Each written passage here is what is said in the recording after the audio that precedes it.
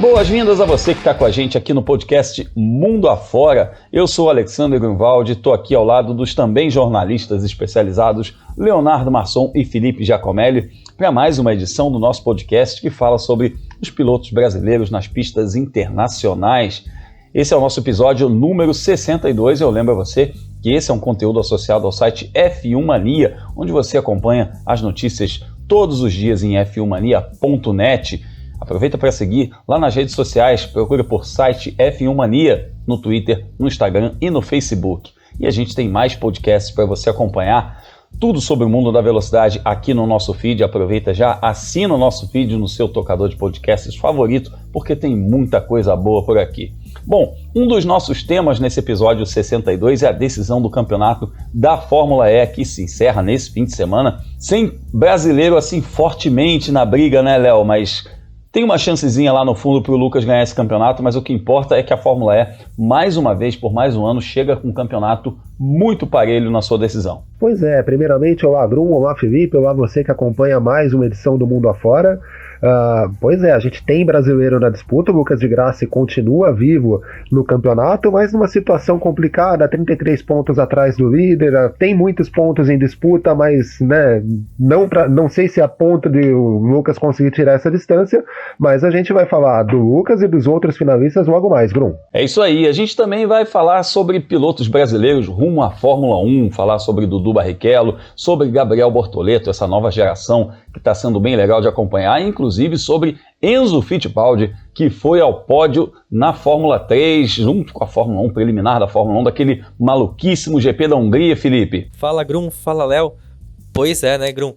Demorou um pouquinho, mas veio o primeiro pódio do Enzo Fittipaldi na Fórmula 3. A gente tá vendo desde o ano passado, ele tinha um bom ritmo de corrida, faltava acertar tudo para terminar nos 3 primeiros, mas agora ele conseguiu, né? Mostrou bom ritmo de prova, terminou na segunda colocação e subiu na tabela. A gente vai falar mais sobre ele daqui a pouquinho. É isso aí, e você ainda vai ficar por dentro dos resultados da W Series e do que vem por aí nesse fim de semana do Dia dos Pais, um fim de semana aceleradíssimo, com muita velocidade. Então bora lá, é hora da gente viajar mundo afora.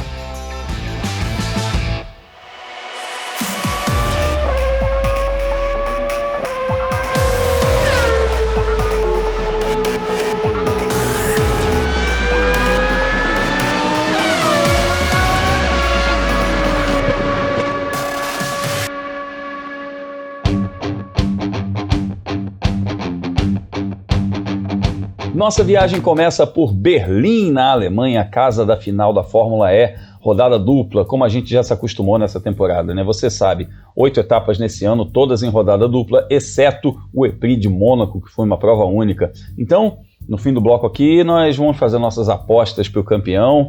Vamos se preparando aí, hein? Felipe, Léo, você que está nos ouvindo também, manda pra gente aí as suas apostas, que eu quero saber, né? Mas antes disso, a gente vai falar um pouquinho sobre essa temporada. Léo, agora que está chegando ao fim, eu vejo essa temporada como uma temporada muito doida, até mais do que a do ano passado, porque a do ano passado ela acabou sendo interrompida na sua metade, né? Já estava em curso quando ela foi interrompida por conta da pandemia e retornou naquela final também em Berlim, com 6 corridas em 9 dias, mas agora não, agora foi uma temporada que foi se desenvolvendo, se desenrolando, embora um pouco envolta em incerteza. A gente não sabia muito o que ia acontecer, a própria categoria foi divulgando o seu calendário muito aos poucos, né? E agora a gente está chegando ao fim, a gente tem que avaliar quais foram os pontos altos dessa temporada, o que faltou, ainda mais por ter sido o primeiro ano da categoria como um campeonato mundial. Qual é a avaliação que você faz da Fórmula E nesse momento, que é um momento chave no crescimento da categoria, sem dúvida alguma? Bom, vamos lá, Grum. Como campeonato, se a gente pegar para ver simplesmente a disputa de título, né, o campeonato tá incrível, né? Uma temporada talvez a mais imprevisível de todas. Muitos pilotos vencendo corridas, a gente olha para a tabela de classificação, vê nada mais nada menos do que 18 pilotos com chances de título na última rodada dupla, né? Então, como campeonato, não tem o que falar, o campeonato da Fórmula E entregou bastante emoção, sim. Como você disse, algumas provas foram sendo adiadas, outras foram sendo introduzidas com o campeonato em andamento. Inicialmente a gente teria a abertura do campeonato acontecendo aqui em Santiago, no Chile, né? Depois essa etapa virou uma rodada dupla, depois ela foi adiada para temporada que vem e no fim das contas ela não vai acontecer, né? O campeonato da Fórmula E não passará não só pelo Chile, não passará pela América do Sul na próxima temporada. E então a gente teve o calendário sendo alterado ao longo do ano, né? O México ia ter prova na cidade do México, aconteceu em Puebla, outras cidades receberiam provas, acabaram não recebendo. Tivemos como ponto alto, pelo menos para mim, a prova em Mônaco, né, no mesmo circuito, praticamente o mesmo traçado da Fórmula 1, uma prova muito bacana, vencida pelo Antônio Félix da Costa, mas a temporada também fica marcada, Grum, por alguns erros muito graves, né, como a prova em Valência, em que os pilotos acabaram não tendo energia para completar a prova regularmente, né, a gente viu o piloto fazendo volta em 6 minutos, para completar a prova, enfim, em Puebla, as faixas de publicidade se soltando, um ou outro problema, que foi bem polêmico e culminando na última etapa, né? Com tudo que a gente discutiu no episódio passado, com a situação do Lucas de Grassi ganhando posições através do pit lane durante um período de bandeira amarela. Então, é uma temporada emocionante, é uma temporada que está completamente aberta como campeonato, mas que também a Fórmula E precisa rever algumas coisas. As punições que demoram muito para serem reveladas para o público acabam alterando os resultados das provas depois de algumas horas do término dessas situações, como a gente teve a do de Grassi, né? E até, por que não, a gente sabe nesse ano uma situação excepcional por conta da pandemia, mas seria legal a gente ter um calendário que fosse respeitado do início até o final.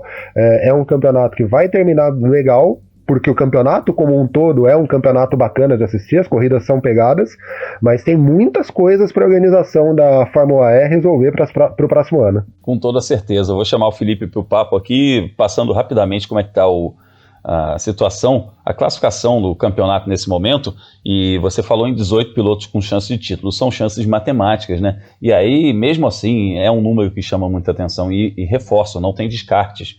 É exatamente esse número total de pontos. Então, do Nick De Vries, que está com 95 pontos, ao 18º, que é o Alexander Sims, que tem 44, tem aí 18 pilotos com chances matemáticas de título, porque a categoria distribui 30 pontos por corrida, então teremos uma rodada dupla. São 25 pontos pela vitória, também tem ponto pela pole position, ponto pela melhor volta na fase de grupos do classificatório, ponto pela melhor volta da corrida, enfim, são ao todo 30 pontos por corrida, então o piloto nessas duas corridas pode vir a atingir 60 pontos. Evidentemente que ele depende de combinações, inúmeras combinações de resultados de outros pilotos, isso é o caso do Lucas de Grassi, que está em 13º com 66 pontos. Então eu vou passar aqui rapidinho: Nick De Vries com 95, Robin Fries com 89, uma dobradinha holandesa aí na liderança do campeonato. Depois vem o Sam Bird com 81, Jake Dennis e Antônio Félix da Costa com 80, o Alex Lynn com 78, o Nick Cassidy com 76, o Mitch Evans com 75, o Eduardo Mortara com 74, o René Rast com 72, o Pascal Wehrlein com 71, o Jean-Eric Vergne com 68, o Lucas de Grassi com 66. Esses são os 13 primeiros. Aí você vê o Lucas de Grassi numa situação em que ele está a 32 pontos do líder. E aí vem o Stoffel Van Dorn com 63, o Maximilian Guter com 62, o Oliver Rowland com 59, o André Lotterer com 45 e o Alexander Sims com 44. Muito piloto com chance de título, mas, Felipe, é aquela situação em que a gente vê se desenhar um pouco nos treinos classificatórios, né? Quando a gente tiver a definição aí dos primeiros colocados, talvez essa peneira já comece a eliminar alguns nomes e para o domingo a gente não vá com tanta gente assim na decisão do campeonato.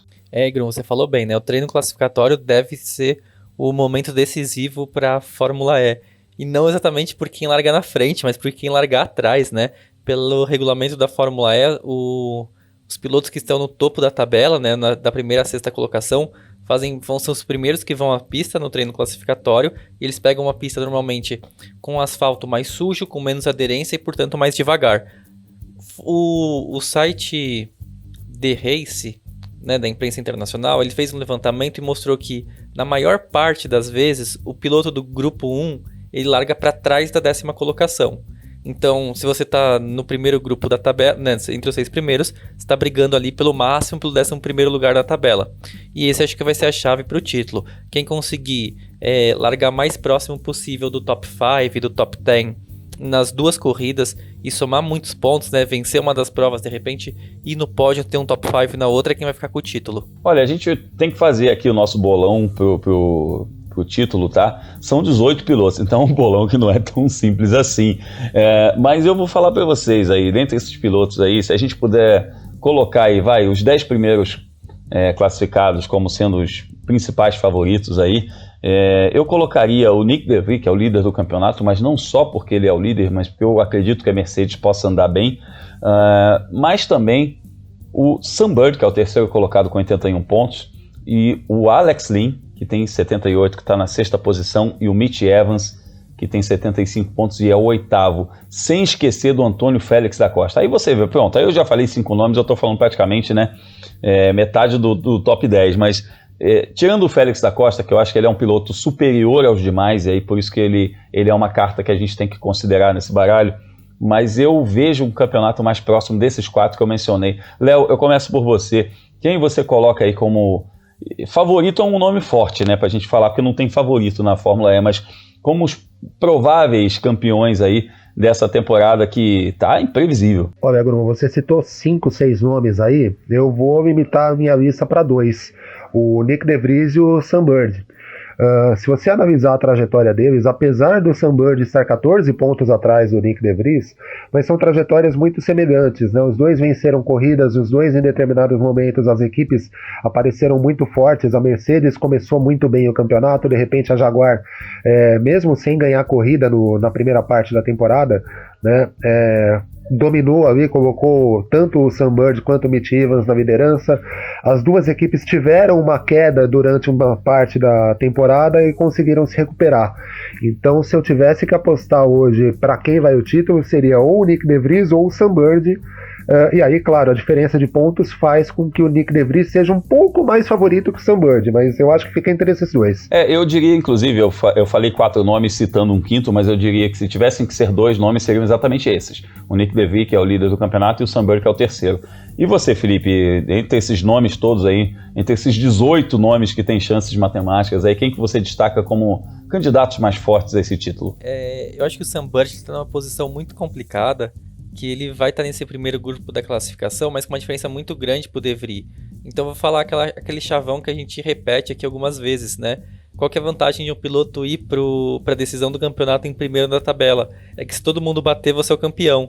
Então acho que o De Vries ele sai com uma vantagem, pelo menos na questão de menos pressão em cima dele, né? Se os outros tiverem azar, acidente, problema mecânico, parada nos boxes que não deu certo, é o De Vries que vai ser o campeão. Então ele é uma das minhas apostas.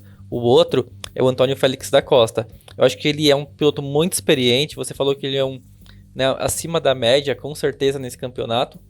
E ele está numa posição ali muito estratégica, né? Se ele somar um pouquinho de ponto na primeira corrida do fim de semana, ele ainda consegue escorregar para o segundo grupo da classificação e brigar pela vitória na segunda prova. Então, para mim, ele está ali naquela posição, na boca, não sei, tipo, não jogo sinuca, mas sabe quando tem 2 bolinhas assim, perto uma da outra, ele tá com o taco bem apontado assim pra taça?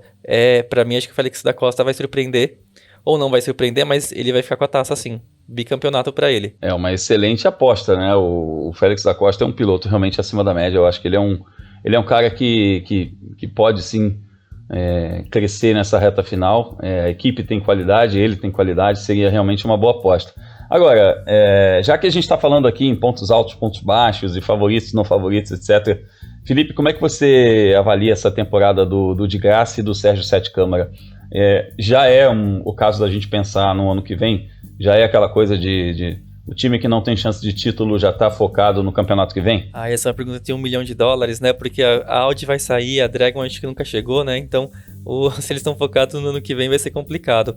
Mas, com certeza, para os 2 pilotos, o foco deles precisa ser garantir a vaga na Fórmula E, né, na próxima temporada.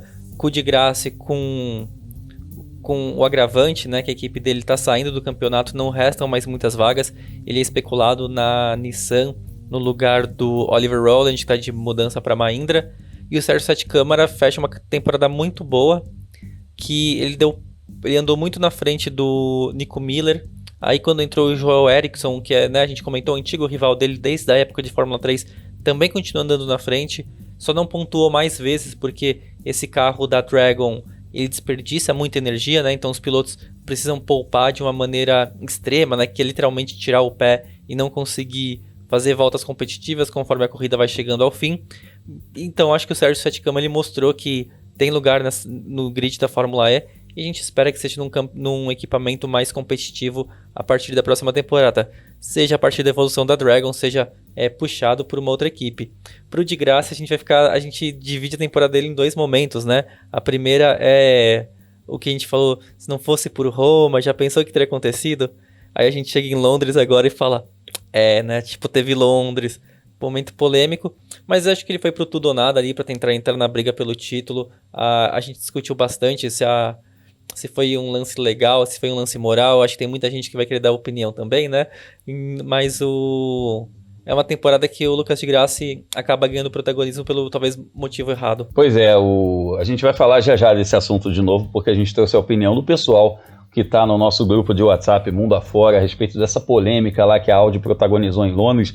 Então, rapidinho, Léo, eu quero que você fale também sobre os pilotos brasileiros. Eu concordo com o Felipe sobre a temporada do Sérgio Sete Câmara, que foi muito positiva. Inclusive, a gente viu essa questão do carro gastar muita energia, mas a gente viu também, mais de uma vez, o Serginho largando no top 10 e tendo que pagar um drive-thru por uma questão técnica da equipe, sobre a qual ele não tinha nada a ver. Então isso também pesou um pouquinho. Ele poderia ter feito várias corridas na zona de pontuação e não fez por conta disso, mas ele andou na frente do companheiro, ele classificou muito bem.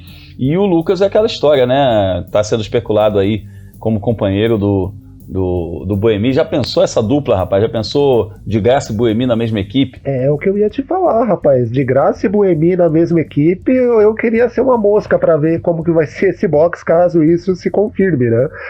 Muito por conta do histórico dos dois lá nos primórdios da Fórmula E, né? Eles disputaram alguns títulos juntos, um contra o outro. O Buemi levou um, o de Grassi levou outro. Enfim, vai ser interessante ver caso a Nissan tenha essa dupla aí. Agora, sobre o Serginho, você tem toda a razão. Você e o Felipe têm toda a razão. A impressão que a gente tem é que o Sérgio conseguiu andar mais do que o carro permite a ele andar.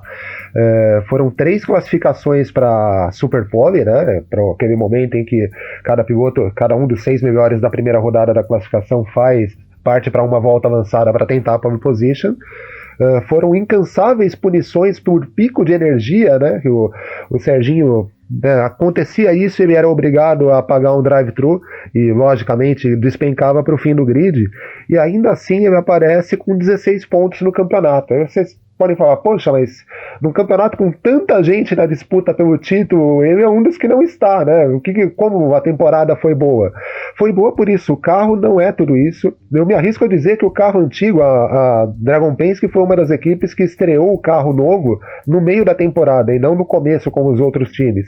E andou para trás, né? Andou para trás. O carro novo é pior do que o carro que o Sérgio e o companheiro dele, o Nico Miller, pilotaram nas primeiras provas. Então, a impressão que nos dá é que, levando tudo isso em conta, o Sérgio fez um baita campeonato. A gente lamenta por ele estar numa equipe fraca, mas mostrou o potencial dele. Era uma coisa que a gente dizia muito no começo do campeonato, né? Ele tinha participado daquele festival de Berlim no ano passado, né? Aquelas 6 corridas que fecharam a temporada passada. Já ali mostrou algum potencial, mas ali ele estava numa de substituto mesmo, até usar um termo mais feio, ele estava tapando o buraco, né?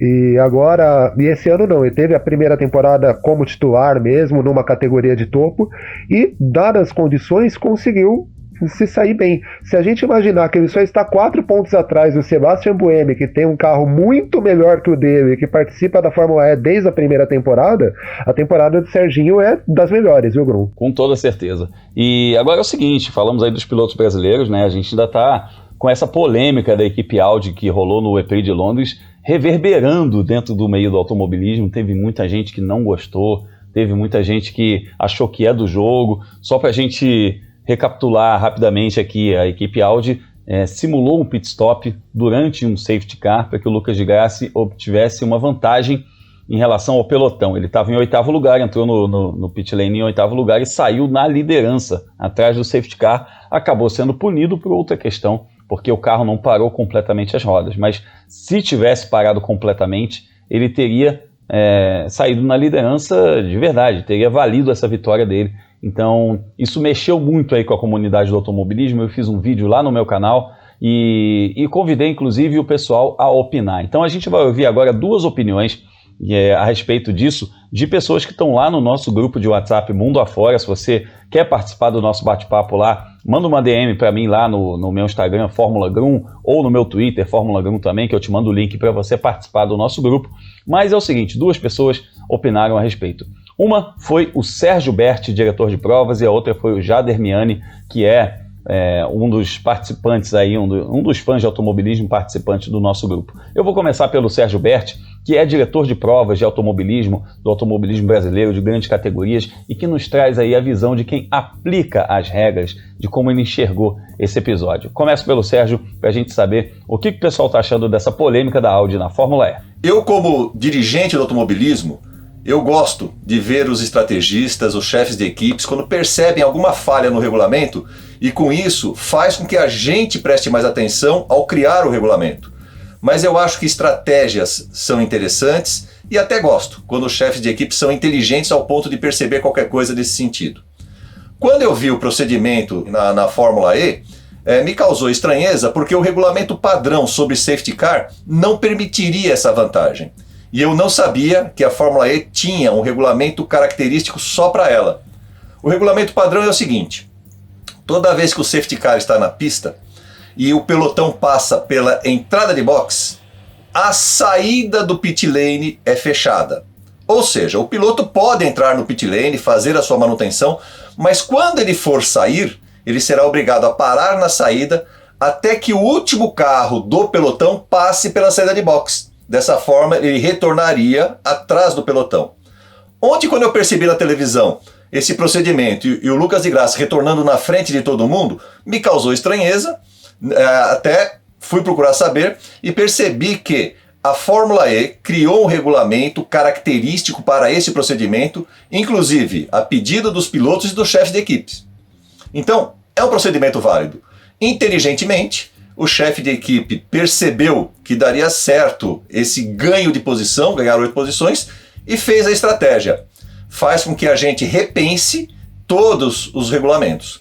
Mas Sérgio Berti, como apaixonado pelo automobilismo, eu ainda adoro ver as disputas na pista. Aquele lado a lado, roda com roda, disputa fiel o tempo todo, e isso traz um brilhantismo muito maior para a vitória conquistada. Então, como dirigente, eu entendo a estratégia, reconheço a legalidade, porém, como apaixonado do automobilismo, eu acho que isso não traz muito valor à vitória. Prefiro ver o piloto disputando ali lado a lado, roda a roda, disputa na entrada de curva e vencer a posição na pista. É isso, pessoal. Até a próxima. É isso, a minha opinião é muito parecida com a do Sérgio. Eu também achei que não foi muito legal do aspecto de vista esportivo, mesmo sendo legal, mas eu considerei um pouquinho imoral. Repito, tem um vídeo lá no meu canal sobre isso, eu falei a respeito, mas eu quero ouvir também o Jader Miani, que é ouvinte do nosso podcast Mundo Afora, que mandou uma mensagem trazendo aí uma visão muito interessante também a respeito da aplicação das regras. E aí eu quero saber o que você que está nos ouvindo também acha, se você concorda com o Sérgio, se concorda com o Jader, se discorda, manda uma mensagem para a gente também. Então vamos ouvir o Jader a respeito dessa polêmica da Audi na Fórmula E. Boa tarde, meu nome é Jader, de Tangará da Serra. Eu queria considerar a seguinte situação: caso ocorra um acidente, o safety car entra na pista ou ocorra um full course yellow, e em qualquer categoria de automobilismo, o piloto, a equipe chama, ele para na hora e ele tem uma vantagem em relação aos outros que não pararam, porque ele parou durante o full course yellow, ou safety car virtual na Fórmula 1, ele conseguiu ganhar 10 segundos nessa parada. Ele vai voltar à frente de muitos adversários. Qual seria a diferença, no caso de Grace, ele ter parado no pit durante o acidente e ter ganho de 1 a 2 segundos? Ele ultrapassou os outros carros, mas não é o que acontece quando você faz uma parada se aproveitando de um acidente, você não ultrapassa outros carros que você deveria ter voltado atrás. Então, do ponto de vista técnico, se trata somente de uma estratégia. Tanto que a gente viu em várias categorias na Fórmula 1 mesmo, muitas vezes a própria estratégia na Fórmula Indy conta que pode haver uma bandeira amarela, o piloto pode se aproveitar dessa situação. Algumas vezes é até necessário na estratégia que ocorra a bandeira amarela em determinado tempo da prova, para ele poder ganhar esses segundos no boxe e poder voltar na frente de outros pilotos. Então, se você tirar o lado passional do esporte, você colocar isso de lado, a regra sempre foi explorada para gerar vantagem. E minha opinião sobre o assunto é que todo acidente, toda situação em que um piloto pode ganhar vantagem fazendo uma parada deveria ser proibida. Aconteceu um acidente, simplesmente fecha-se o pit e ninguém entra. Bem interessante. Pois é, né, amigos? As regras têm que ficar um pouquinho mais claras até para o público, né? É uma situação um pouco complicada quando você tem um safety car por razões de segurança e alguém que entra no pit lane acaba obtendo uma vantagem, sendo que o pelotão está andando mais devagar por razões de segurança. Não é porque o diretor de prova quer que seja daquela velocidade, né? É porque houve algum acidente, alguma coisa. Então, realmente, quando tem um safety car na pista, um full course yellow, isso é por uma razão de segurança e é por isso que eu considero essa jogada, por mais que esteja dentro da regra, um pouco complexa aí, um pouco forçação de barra. Rapidinho, Felipe, Léo, nessa ordem, vocês continuam com a mesma opinião que vocês aplicaram aqui na semana passada ou mudou algo ao longo dessa semana analisando esse incidente aí? O Bruno, eu continuo com a mesma opinião. É assim, né? A gente entende que a Audi já não tá mais na Fórmula E de cabeça, né? Eles já saem agora depois da Alemanha, mas é uma marca que tem uma reputação, né? A zelar também, sendo uma das grandes competidoras do automobilismo mundial, acho, nos últimos 20 anos, talvez um pouquinho mais, um pouquinho menos, né? É claro que, assim, a regra não impedia, então eles vão justificar sempre que eles perceberam que tinha uma brecha ali, né? Uma falha no cálculo da velocidade, mas, podia ter passado sem essa. Da minha parte, eu também mantenho a mesma coisa, a mesma opinião da semana passada, viu, Gru? Basta ver o seguinte, digamos que nada disso tivesse acontecido, de Grassi permanecesse na pista, era o 8º colocado, se eu não me engano, naquele momento, e terminasse em 8º. Ele faria mais 4 pontos, estaria com 29 atrás, 29 pontos atrás do líder. Ok, seria difícil da mesma forma ele brigar pelo título, mas eram mais alguns pontos que ele tinha, né, na tabela de classificação. Seria uma missão um pouco menos árdua que ele teria nesse final de semana para poder brigar pelo título efetivamente. Com 33 pontos, óbvio, 29 e 33 é mais ou menos a mesma coisa, mas seria um pouco mais fácil, ele teria um pouco menos de trabalho para poder brigar, né? E talvez viesse a ganhar posições na relargada também. A gente sabe que a Audi cresce, o Lucas é um piloto super competente também, poderia buscar essas posições na pista, então poderia sair de repente com menos pontos e pensando efetivamente em título, não estaria só com chances matemáticas, né? Poderia ter chances reais de título. Então, por tudo isso, eu mantenho a minha posição da semana passada. É isso aí. Você manda mensagem pra gente aí pelo Twitter, pelo Instagram, conversa com a gente, troca uma ideia para falar a sua opinião a respeito dessa polêmica toda, quais são os limites aí do automobilismo, da ética, da moralidade, da esportividade, de todos esses elementos aí que envolvem o esporte a motor. É isso. Eu lembro que a decisão da Fórmula E vai estar na televisão pelo Sport TV, não sei qual dos 3 canais do Sport TV, agora são 4 com Jogos Olímpicos também, e também na TV Cultura, então acompanhe ao vivo, porque vai ser muito bacana. Bom, de lá da Alemanha, falando de Fórmula E, a gente vai até a Hungria para saber como é que foi a etapa da Fórmula 3.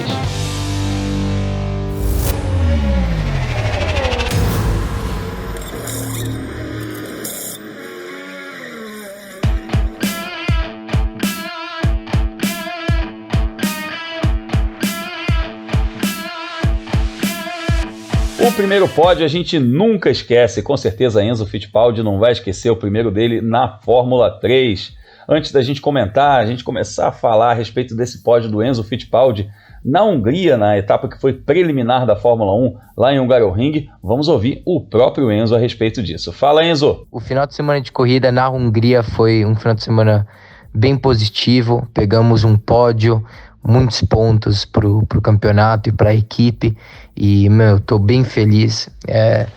Sabe, começou com a classificação que eu peguei um pouco de tráfego, também não coloquei a minha volta junto, e nessa pista 2 décimos faz muita diferença. Então, na primeira corrida eu larguei em 17º, consegui recuperar para 12º, larguei na pole para a segunda corrida, batalhei pela liderança, acabamos terminando em segundo lugar. E daí na terceira corrida tive que largar de novo na 17ª colocação e consegui recuperar para um 9º lugar na chuva, que também é uns bons pontos para o campeonato. Então, final de semana de corrida na Hungria foi muito boa, muito feliz por toda a equipe, primeiro pódio da equipe, então eu estou bem feliz, foi top demais. Muito bom, grande corrida. Lembrando aí que a primeira corrida do fim de semana rolou debaixo de chuva, né? Já viu, safety car, pista molhada, piloto perdendo o carro, e nessas condições o Enzo garantiu a primeira posição, a pole position para a corrida 2, né? E Felipe, no ano passado a Charus já vinha tendo alguns problemas, essa não foi a primeira vez que o Enzo largou no pelotão da frente na segunda corrida, mesmo assim, né? E o que você considera? O regulamento favoreceu, os pilotos se deram bem com o carro, foi condição climática também, ou o Enzo está realmente mordido querendo fazer acontecer? Grum, é uma mistura de tudo isso que você falou. Sem dúvida nenhuma, a gente já vinha acompanhando o Enzo no ano passado. Ele é um piloto que tinha alguma dificuldade para se classificar na parte da frente do pelotão, não era raro ele largar de 20º para trás, mas ele fazia ótimas corridas, né? Ele conseguiu ultrapassar em pistas que os demais adversários tinham problema. A gente olha agora o que aconteceu em Hungaroring e foi exatamente isso. Ele classificou mais na frente, né? Apesar de não ter sido tão mais na frente assim, foi ali na segunda parte do pelotão, próximo entre o 15º e o 20º lugar, e ele conseguiu fazer algumas ultrapassagens, aproveitou também os problemas e os erros dos adversários para conseguir escalar o pelotão até o 12º lugar. E aí é claro que o regulamento ajudou, né? Porque se você é o 12º colocado, em condições normais você não deveria largar na pole position. Mas como esse é o regulamento da Fórmula 3, as regras são para todos os competidores, o Enzo largou, fez uma boa corrida. Faltou um pouquinho assim, né, para conseguir segurar o ritmo do Matteo Nannini. Ele foi ultrapassado pelo Nannini, mas depois não teve mais adversários, né? Ele não ficou sob pressão em nenhum momento assim que a vice-liderança da prova ficasse ameaçada, e ele conseguiu subir ao pódio.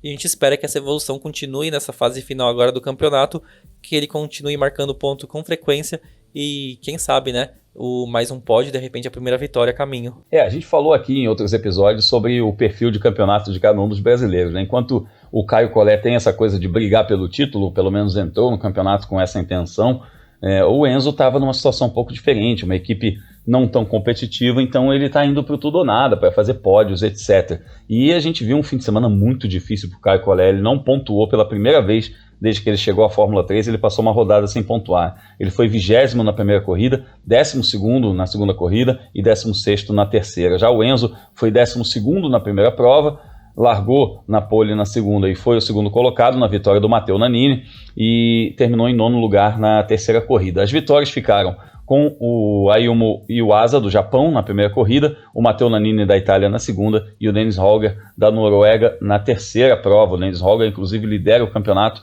com 152 pontos, o Jake Durhan está com 89, já abriu um boqueirão aí, uma belíssima vantagem, o Ollie Caldwell está com 86 pontos. O Caio Collet vem na 10ª posição com 41 e olha só o Enzo Fittipaldi em 14º com 25.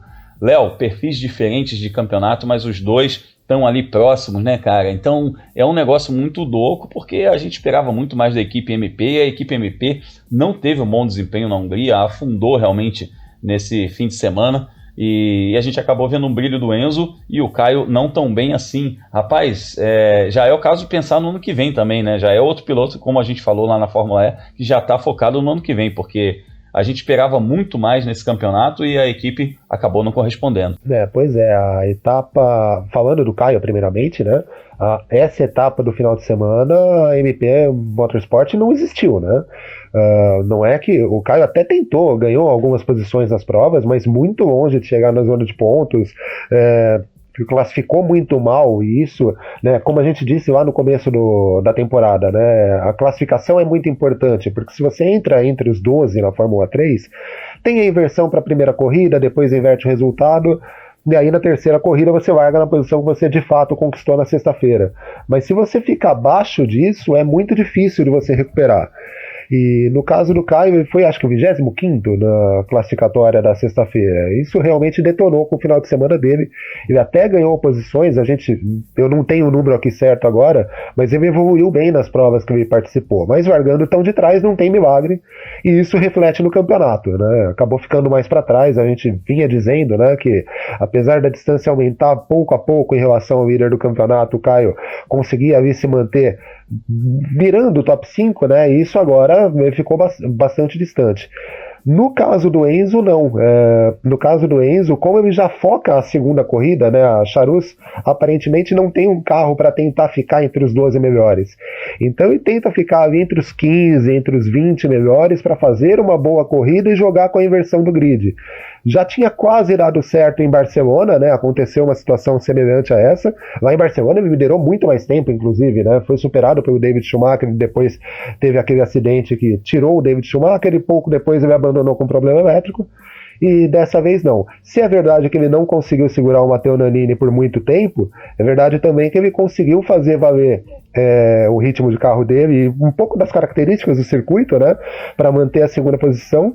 E na terceira prova, principalmente, ele largou em 17º e conseguiu salvar um 9º lugar. Então ainda salvou alguns pontinhos, né? A antítese do Caio, né? Ele conseguiu escalar o pelotão e pontuar. Isso garante para ele uma posição boa no campeonato. De novo, mas é o 14º colocado do campeonato, mais de 100 pontos atrás do líder. Mas para a realidade da Charus e para a realidade do campeonato do Enzo, uma semana antes do campeonato começar, o Enzo não estava garantido no grid. Então tá bom demais, viu, Grum? Talvez, se ele jogar com isso de classificar entre os 15 e 20 melhores e conseguir fazer parte da inversão, ele pode até, quem sabe, brigar por uma vitória na corrida 2. Na primeira corrida e na terceira corrida do final de semana é mais difícil. É isso aí, Léo. Esse formato de rodadas triplas acabou não agradando ninguém, nem pilotos, nem patrocinadores, nem público, mas é o que tem para hoje, né? Então acaba penalizando um pouquinho os pilotos com 2 inversões de grid, mas o pessoal tem que se adaptar. Então, enquanto não muda, não sabemos nem se vai mudar de fato, mas enquanto não muda, é o que tem para hoje. Então a gente deixa aí os parabéns para o Enzo Fittipaldi por esse grande campeonato que ele está fazendo, e também o Caio Collet, que tem mostrado muita consistência na sua pilotagem. A próxima corrida aí da Fórmula 3 vai ser no último fim de semana de agosto em Spa-Francorchamps, junto com a Fórmula 1, mais uma vez preliminar da Fórmula 1. E aproveitando que a gente está falando aqui de categorias de base, bora falar sobre 2 pilotos que correm na Fórmula Regional, mas que vão estar nesse fim de semana do Dia dos Pais aqui no Brasil. Então a nossa viagem agora é para a América do Sul. Vamos falar de Dudu Barrichello e Gabriel Bortoleto.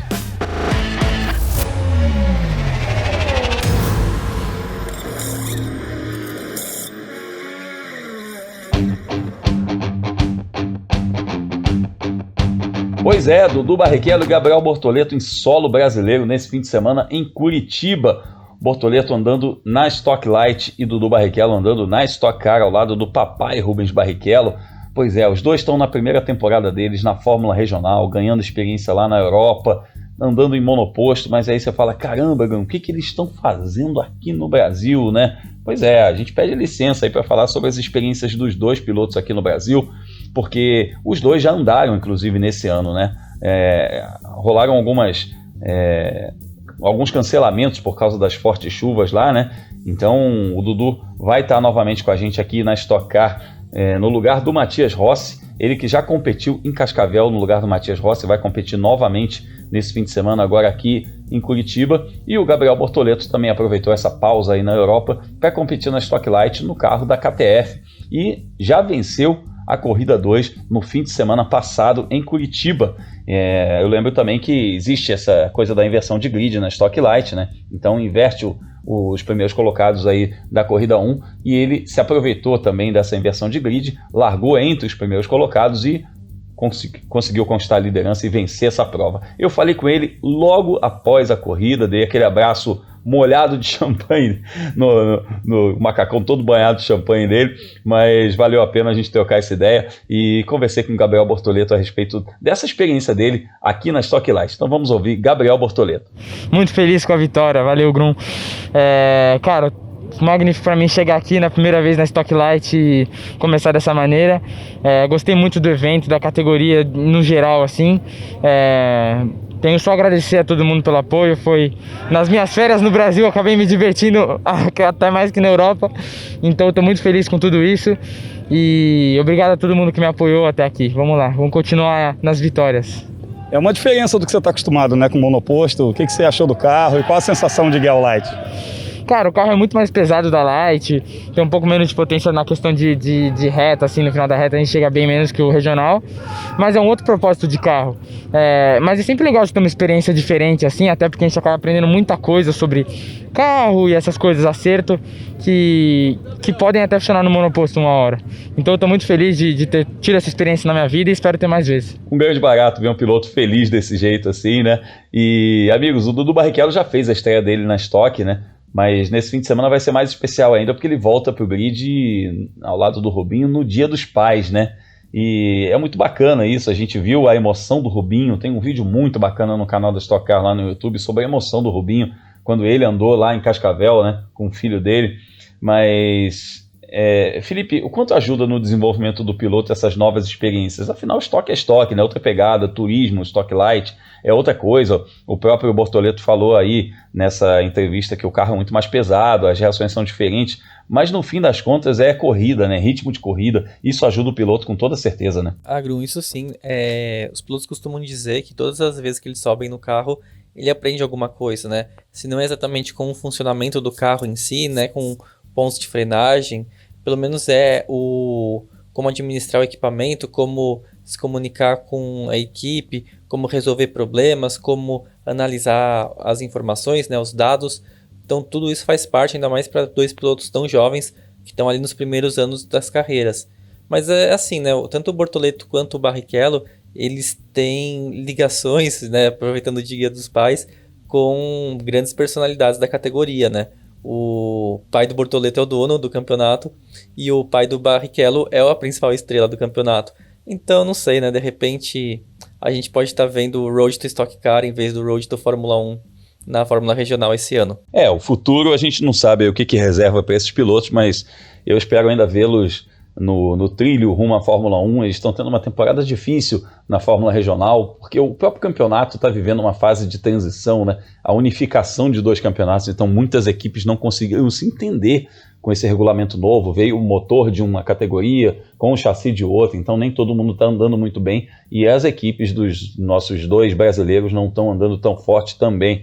Agora, falar em andar forte, falar em andar muito, falar em se adaptar a várias categorias, o Felipe, você postou no Twitter outro dia um negócio de que o Pietro Fittipaldi está esgotando todas as categorias possíveis para ele correr, né? E postou também uma outra coisa muito interessante, de que tem gente que analisa assim, pô, mas ele não para em nenhum campeonato, e tem outras pessoas que falam, isso aqui é piloto, né? Quer correr de tudo, isso é muito bom.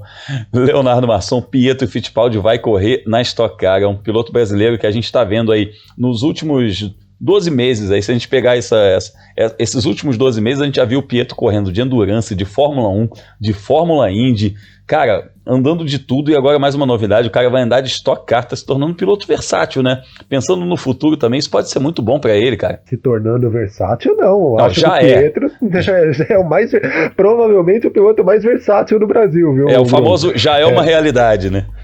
Já é uma realidade. Grum, vai ser muito bacana ver o Pietro na Stock Car. Coisa de 2 anos atrás, inclusive você estava na etapa, eu fui cobrir uma etapa para a revista Racing lá no Velocitar, aqui em Mogi Guaçu, e o Pietro apareceu no autódromo. Eu lembro de perguntar para ele, né? E aí, né? Vai querer dar uma volta, né? A gente pode esperar por você em uma corrida da Stock Car? Na época eu já estava comprometido com a Haas, pensava na Fórmula Indy e tal, e disse que naquele momento não, mas que de repente quando eu fosse mais velho né, poderia pintar na Stock Car. Não demorou tanto assim, né? Menos de um ano e meio depois ele vai correr aproveitando um buraco de agenda, uma etapa que o Tony vai fazer na Indy, por isso não poderia correr na Stock, né? Provas no mesmo final de semana. O Pietro vai correr com o carro número 48 lá da Full Time. O que esperar é aquela coisa de pilotos novatos, né? A gente não imagina que o Pietro vai andar logo de cara, ficando no top 10, brigando nas posições da frente. Mas vai ser bacana ver esse poder de adaptação que o Pietro sempre demonstra ter nas mais variadas categorias que ele participa. Vale lembrar um detalhe, ele não vai correr por uma equipe qualquer, né? Ele não está numa equipe de fundo de pelotão. A Full Time é uma das equipes fortes do grid da Stock Car. Então a gente pode esperar o Pietro andando um pouquinho mais na frente. Se vai ganhar a corrida ou não, eu até acredito que não, porque é a primeira experiência dele com esse carro.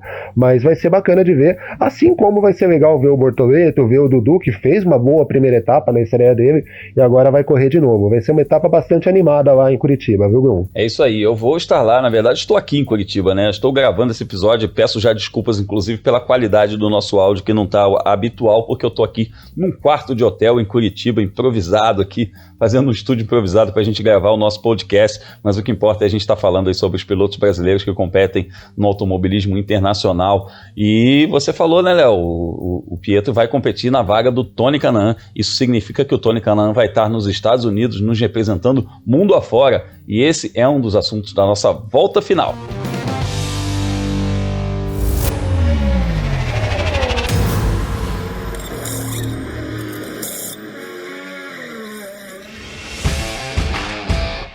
A nossa volta final começa falando sobre categorias de base rumo à Fórmula 1. E a catarinense Bruna Tomazelli finalizou mais uma corrida na zona de pontos na W Series, a categoria 100% feminina, que fez a preliminar da Fórmula 1 lá na Hungria. Uma pista onde a ultrapassagem é bem complicada. Ela terminou na 9ª posição, somou aí mais alguns pontinhos para o campeonato. Ela está em 10º lugar no campeonato com 12 pontos. A liderança é da Jamie Chadwick com 73. A W Series acompanha essa pausa da Fórmula 1 e retorna nos dias 27 e 28 de agosto em Spa-Francorchamps, junto com a Fórmula 3 e a Fórmula 1. Falando ainda sobre categorias rumo à Fórmula 1, depois da vitória na etapa anterior, o Roberto Faria vai buscar mais uma na Fórmula 3 britânica. Nesse fim de semana tem etapa no circuito de Snetterton, na Inglaterra. Ele está em 4º no campeonato com 168 pontos. O campeonato que é liderado pelo Zach O'Sullivan com 294. Dá para ele subir um pouquinho ainda nessa tabela, né? A gente está falando aqui sobre pilotos brasileiros rumo à Fórmula 1, mas também tem outros campeonatos muito importantes que vão ter etapa nesse fim de semana do Dia dos Pais, por exemplo, a IMSA, que faz a sua etapa em Road America nesse fim de semana. Pipo Derani e Felipe Nasser vão para a pista atrás de mais uma vitória lá na classe DPI, e o Felipe Fraga também na classe LMP3, né? O Fraga, inclusive, está retornando das 24 horas de Spa, onde ele foi o 10º colocado, uma prova muito forte lá do Felipe com a equipe oficial da Mercedes. O campeonato da IMSA na classe DPI, na classe principal, está assim, ó. Rick Taylor e Felipe Albuquerque lideram com 2.068 pontos. Harry Tinkel e Oliver Jarvis têm 1.987. E Pipo Derani e Felipe Nasser, dupla brasileira, vem na 3ª posição com 1.954. Então uma diferença um pouquinho mais de 100 pontos aí. Um campeonato que dá mais de 300 pontos aí por fim de semana para os pilotos. Então é muito interessante a gente ficar de olho aí nos pilotos brasileiros nessa reta final de campeonato, porque pode estar pintando aí, enfim, o título da dupla Pipo Derani e Felipe Nasser. Bom, a gente falou aí de rumo à Fórmula 1, a gente falou de endurance, mas também vai ter Fórmula Indy nesse fim de semana. A gente vai ter o Tony Kanaan e o Hélio Castro Neves nos representando no grid nesse fim de semana lá em Nashville. É a 2ª corrida que o Elinho disputa nessa temporada. Ele só disputou uma prova, e aliás, que prova, né? 500 milhas de Indianápolis, conquistou aí sua 4ª vitória na Indy 500, então agora ele vai para a 2ª corrida dele na temporada, e o Tony Kanaan, que está fazendo só os circuitos ovais, também vai competir. E a preliminar nesse mesmo circuito vai ser da Trans Am, que tem o brasileiro Rafa Matos defendendo o 1º lugar no campeonato. Ele está com 207 pontos na liderança do campeonato. O Mike Skin vem em 2º com 173 e o Thomas Merrill tem 123, vem na 3ª posição. Então é mais uma situação, é mais uma etapa para o Rafa Matos conseguir subir na tabela aí, né? nessa busca pelo bicampeonato dele na Trans Am, um campeonato de muscle cars lá dos Estados Unidos. Amigos, muita coisa nesse fim de semana, então isso significa que a gente vai conversar muito nas redes sociais. Então eu começo por você, Léo. Onde que a gente te encontra nas redes sociais e sobre o que a gente vai falar por lá? Vamos falar muito sobre as corridas do final de semana, né, Grum? Tanto no exterior quanto aqui no Brasil, com a Stock Car, e através das redes sociais, né? Quem quiser falar comigo, me procura por Leonardo Marçom no Twitter, no Facebook e no Instagram, que a gente fala das corridas, mostra um pouco do trabalho contigo no Fórmula Grum, no F1 Mania, também nas plataformas digitais da revista Racing, e o que mais pintar, né? A gente ainda está em período olímpico, eu estou acompanhando bem os jogos também, então quem quiser falar um pouco sobre esportes, me procura nas redes sociais, Facebook, Twitter e Instagram, por Leonardo Marçom. Boa, e você, Felipe, o que destaca para esse fim de semana, rapaz? Grum, o destaque é a mudança de nome de um campeonato, né? Morreu a Fórmula 3 inglesa, começou a GB3, um nome muito esquisito desse campeonato, que é o do Roberto Faria, e vai estar na agenda da velocidade, né? Quem quiser saber o que ia acontecer nas sessões de pista da GB3 nesse fim de semana, é só acessar meu site, o World of Motorsport, que eu coloco lá na quinta-feira, né, o horário e onde assistir todas as corridas do fim de semana. E quem perder alguma sessão de pista, um treino livre ou uma corrida, é só acessar no meu site de novo, que eu coloco ali um linkzinho para o resultado oficial, um PDF, né, ou para a página oficial do campeonato, e também como que ficou a pontuação do campeonato após o fim de semana. E para me achar nas redes sociais, falar comigo, debater essas categorias muito boas do automobilismo, é só procurar por Felipe Giacomelli, tanto no Twitter quanto no Instagram. É isso aí. Eu fiquei pensando aqui nesse GB3, né? GB vem de Grã-Bretanha, evidentemente. Se a gente tivesse um equivalente brasileiro aqui, uma Fórmula 3 brasileira, se chamasse BR3, já pensaram? Ia aparecer aquela música lá do Tony Tornado, aquele clássico da MPB, BR3, ia ser interessante. Bom, é isso. Amigos, um forte abraço para vocês, muito obrigado por mais uma semana aí com um bate-papo super legal, falando sobre os pilotos brasileiros que estão competindo nas pistas internacionais, e obrigado a você também que nos ouviu em mais uma semana, mas de novo peço desculpas pela qualidade do nosso áudio, porque está improvisado aqui no meio de uma viagem entre duas etapas da Stock Car, mas a gente está aqui trazendo muita informação para você que nos acompanha. Muito obrigado por acompanhar o nosso trabalho, os números do podcast sobem a cada dia, isso é muito gratificante para a gente. E se você está ligado nesse podcast, você deve inclusive assinar o feed do site F1 Mania, porque de segunda a sexta Carlos Garcia e Gabriel Gavinelli trazem todas as notícias do mundo da velocidade no F1 Mania em ponto, e a cada semana também tem o Full Gas Podcast semanal, feito o nosso mundo afora aqui, o Full Gas Podcast com o Gabo Carvalho e o Gabriel Lima, trazendo todas as notícias do mundo das duas rodas, da MotoGP, dos campeonatos de moto velocidade. Então fica ligado nas nossas redes sociais, me acompanha lá no youtube.com/Fórmula Grum e também no Twitter, no Instagram, no Facebook, por onde você quiser trocar ideia comigo, para a gente falar tudo sobre o mundo da velocidade. Um forte abraço e até a nossa próxima viagem mundo afora.